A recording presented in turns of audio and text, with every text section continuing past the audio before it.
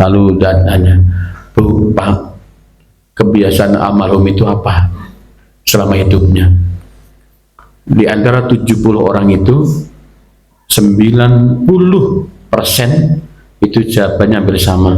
Almarhum itu orang yang menjaga sholatnya, dan almarhum itu orang yang senang sedekah. Mantap tuh Bapak Ibu. Itu pasti ada itu.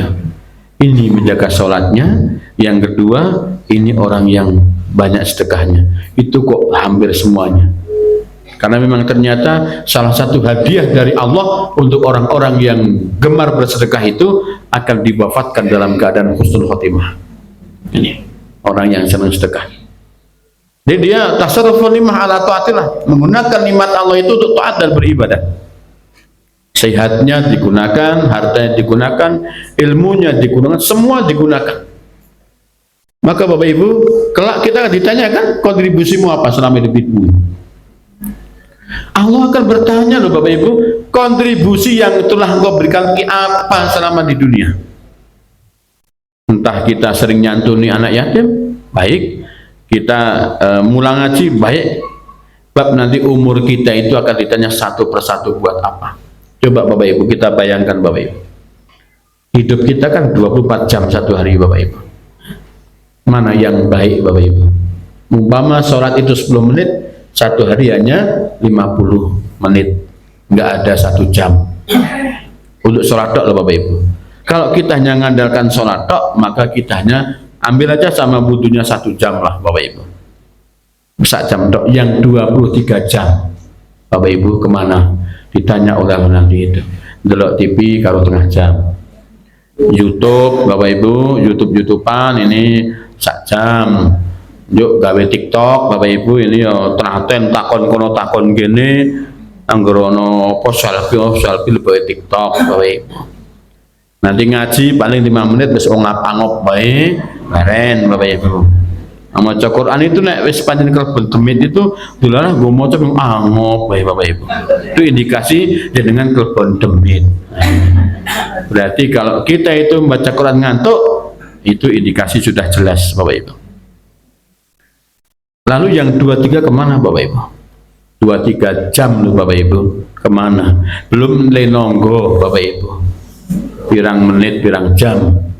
Lenonggo sama wiridan biasanya lama apanya? Nonggo Bapak Ibu, mustahil wiridannya suwe. Orang yang syukur itu tidak gumunan dan tidak pinginan Bapak Ibu. Karena apa? Jamarimakumullah, dia menjadi orang yang selalu derek saja. Dia selalu menjadi orang yang ketiga nih Bapak Ibu, apa? Merasa cukup dengan nikmat Allah. Maka ketika dia menjadi orang yang merasa cukup, dia nggak pinginan, nggak gumunan.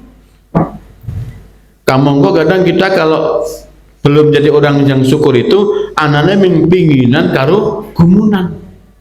Kancane pengajian gue gelang kalung tok PKB, lalu dia pengen mengberok terus. Dap dia rumangsa nikah 40 tahun mengkaretan terus.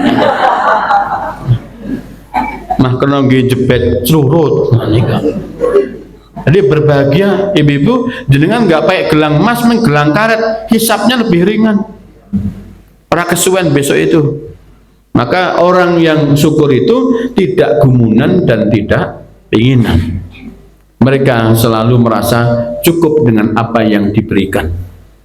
Dan itu sudah dicontohkan oleh baginda kita Nabi Muhammad sallallahu alaihi wasallam. Jadi jamari makrumun Nabi itu al-qasdu fil faqri wal ghina.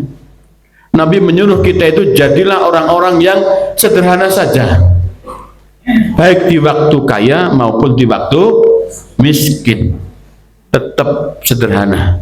Ini angel loh Bapak Ibu merasa cukup ini. Karena Bapak Ibu, apa hukuman Allah buat orang-orang yang tidak mau mendekatkan diri pada Allah?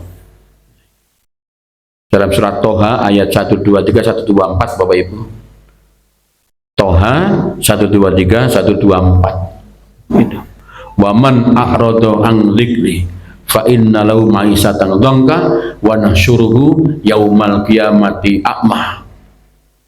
Barang siapa yang berpaling dari peringatanku, maka aku siksa dengan 3 hal.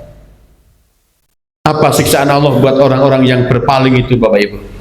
Orang-orang yang tidak mau menghiraukan dengan perintah Allah, orang-orang yang hidupnya ulaika kal an'am, dia hidup tetapi seperti binatang. Yang pertama, Allah akan hukum pada kita at-takassuli fil ibadah, menjadi orang yang malas beribadah. Ini hukuman dari Allah, Bapak Ibu. Kalau kita nggak mau menyibukkan diri dengan urusan kebaikan tadi, Bapak Ibu, dalam ayatnya, maka kita akan menjadi orang-orang yang at-takassuli fil ibadah, menjadi orang-orang yang malas dalam beribadah. Maka kita disuruh tadi dalam ayat ini, sibuklah dengan kebaikan-kebaikan itu. Siapa yang udkhulul jannah? Mereka yang hidupnya menyibukkan dengan kebaikan-kebaikan. Itu susah loh Bapak Ibu. Tapi susahnya itu menjadi bahagia nanti. Allah menyuruh pada kita semuanya supaya apa?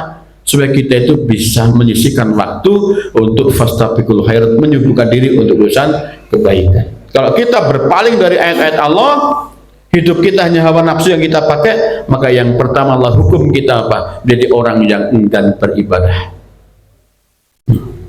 Yang kedua, jamaah rahimakumullah, menjadi orang-orang yang tidak pernah cukup.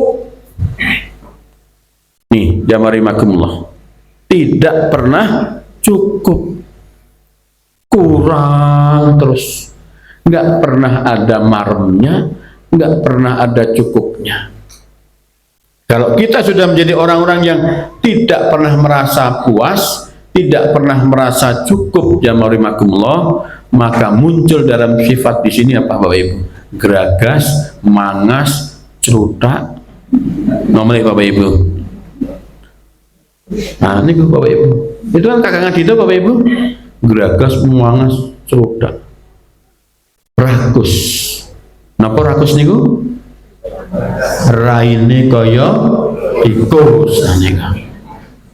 Jadi jamaah rahimakumullah, kalau kita sudah seperti itu, sudah ulaika kal an'am. Kenapa? Itu muncul dari sifat pada diri kita yang tidak pernah merasa puas, nggak merasa cukup. Karena kita berpaling pada Allah kan nggak pernah bersyukur pada Allah. Lalu hubbud dunya, yang ada pada pikirannya adalah ingin dunia terus, sehingga waktunya habisannya untuk urusan dunia. Na'udzubillah min dzalik. Coba Bapak Ibu, mereka orang-orang yang hubbud dunya, dalam hati nuraninya melihat kita kumpul ngeten, dia itu jadi senang Bapak Ibu. Nuraninya nggak bisa dibohongi. Penak ya jadi wong sok ngaji ngono kae. Tetap hati nurani itu dia akan ngomong kebenaran Bapak Ibu. Tapi hawa nafsunya yang menolak. Sehingga kan fa'alhamaha fujuraha wa taqwaha. Setiap hari kan perang kebaikan dengan keburukan itu, tergantung menang yang mana.